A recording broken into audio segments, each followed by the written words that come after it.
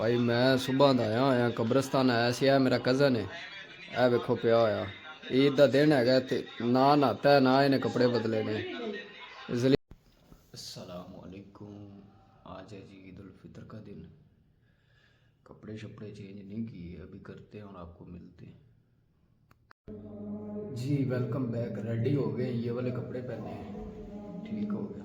ये देखें, काफ़ी देर बाद ना गोल कमीज़ नहीं होती है, गोल घेरे वाली कमीज़ है सवाई में, बड़ी देर बाद ते सादा शलवारा ठीक हो गया। बाकी मिलने तो ईद तो बाद ते विखावांगे तुहानू अज के दिन च असीं की पंगे लै रहे चंगा। कब्रस्तान जा रहे ने, फुल ले ले ने कब्रस्तान फुल बंद जा रहे, साढ़ा बाईपास से निकले हुए हैं जा रहे हैं।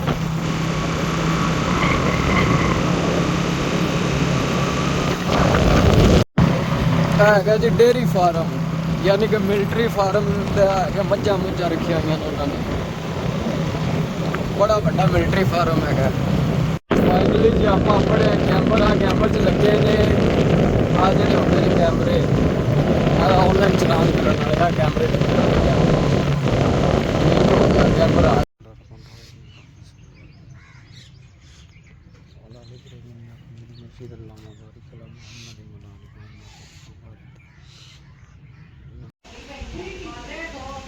भाई मैं सुबह ਦਾ ਆਇਆ ਕਬਰਸਤਾਨ ਆਇਆ ਸੀ। ਇਹ ਮੇਰਾ ਕਜ਼ਨ ਹੈ, ਇਹ ਵੇਖੋ ਪਿਆ ਹੋਇਆ।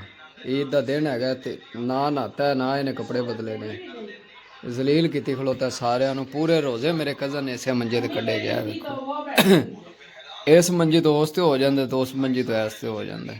कज़न हेलो उठ पे यार।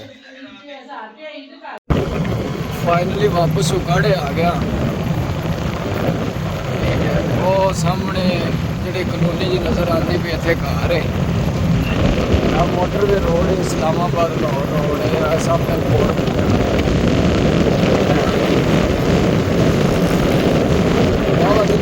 वीडियो बना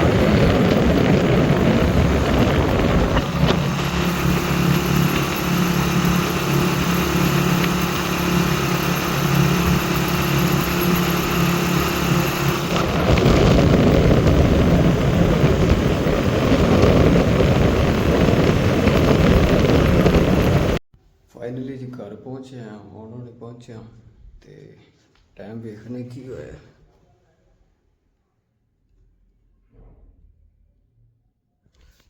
वेखो जी 1:47 ठीक हो गया। हुण हाले घर पहुँचा मैं तो थोड़ी देर रेस्ट मारने फिर तुहानू मिलने जी। अस्सलामुअलैकुम। थोड़ी देर रेस्ट की, हुण उठ्या खाना खान लग्या, पावे ते नाल रोटी सही हो गया।